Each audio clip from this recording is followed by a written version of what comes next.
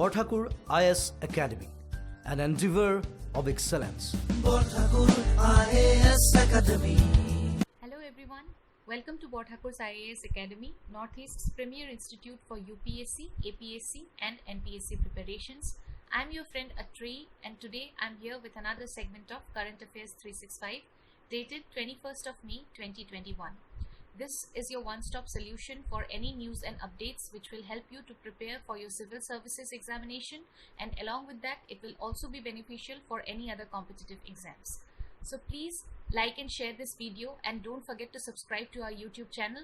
You can also follow us on Facebook and Instagram. So the first news of today is about the UNESCO World Heritage Sites.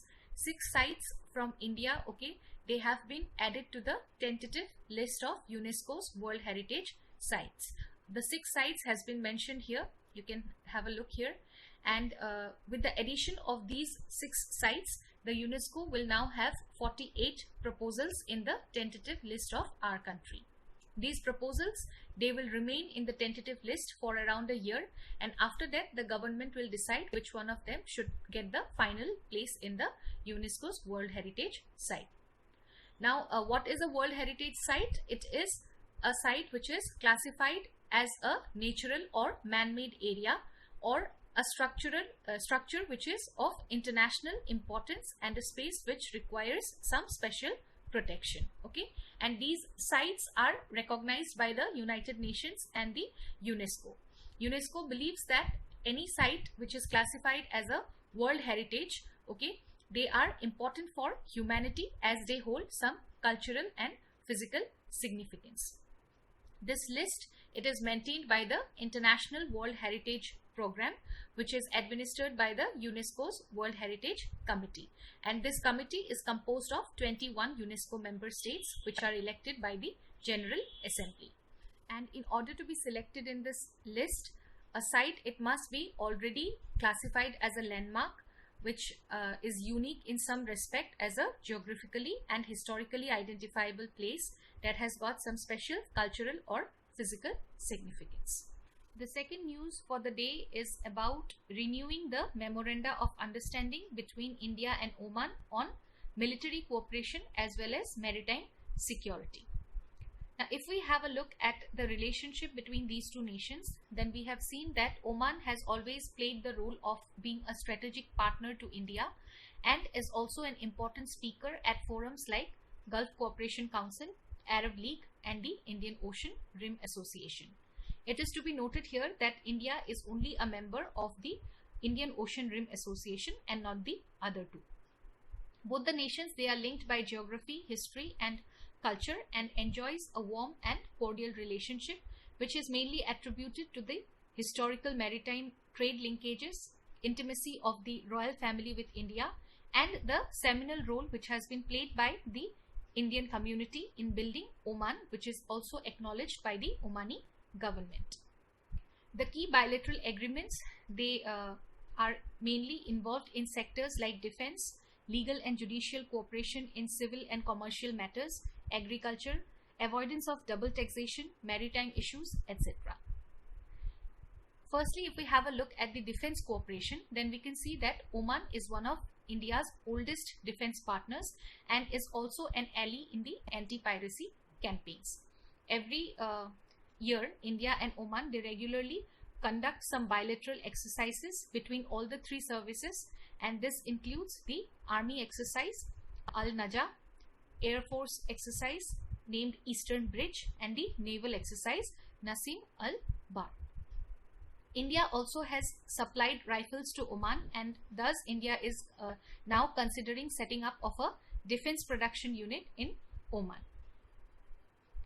Next, if we come to the maritime cooperation, then we can see that Oman is located at the gateway of the Strait of Hormuz, and through which India imports about 1/5 of its total oil imports.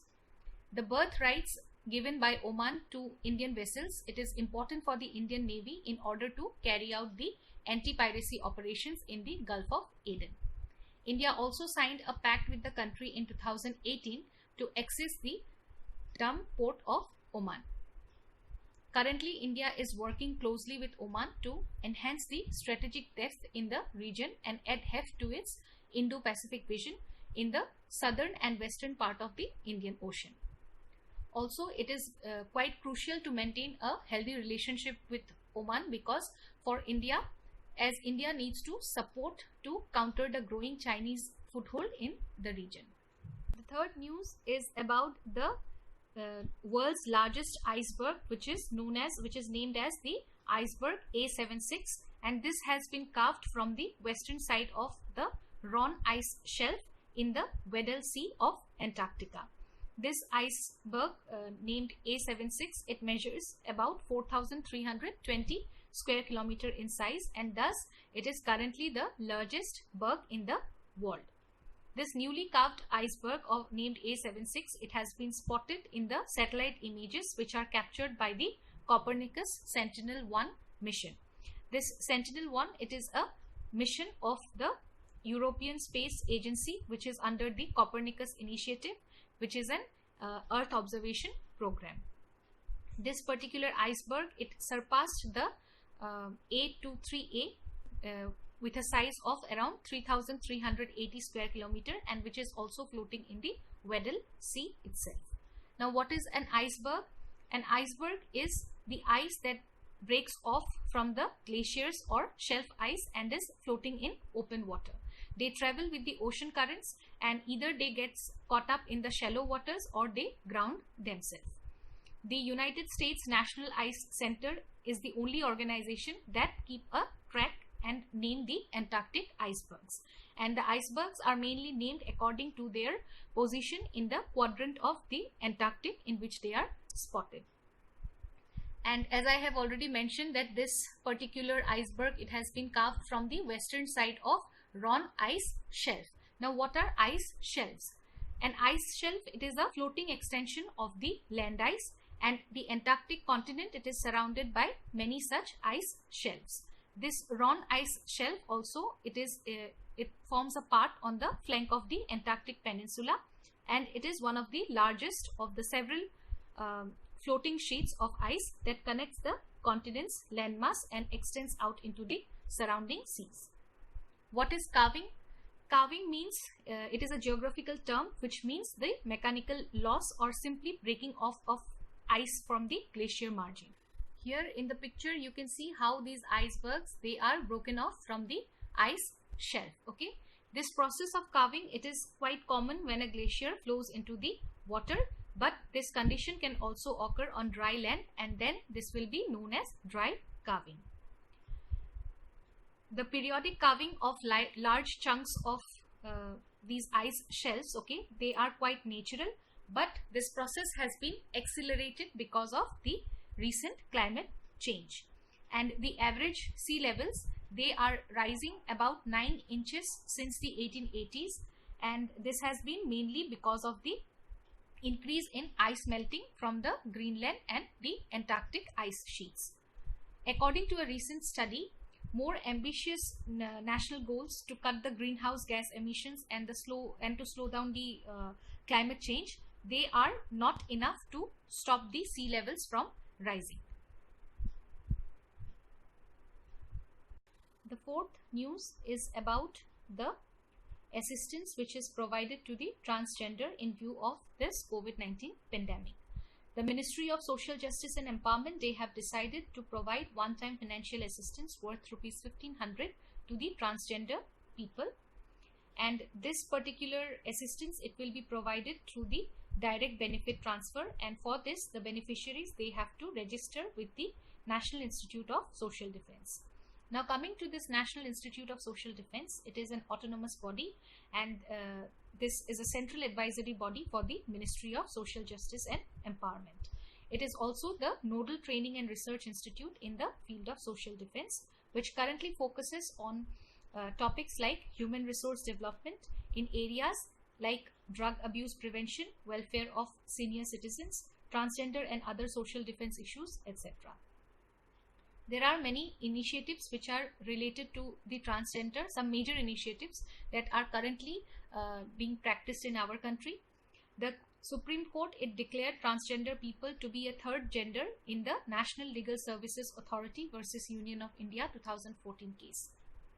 Thereafter, the Transgender Persons Act of 2019, it establishes the National Council for Transgender Persons and gives right to obtain the certificate of identity to these individuals.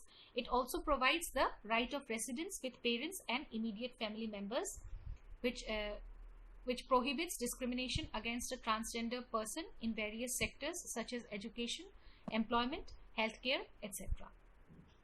The Transgender Persons Rule 2020 under the National Portal for Transgender Person and Scheme of Shelter Home for Transgender Persons are some of the other initiatives which are included for the betterment of the transgender section of our country.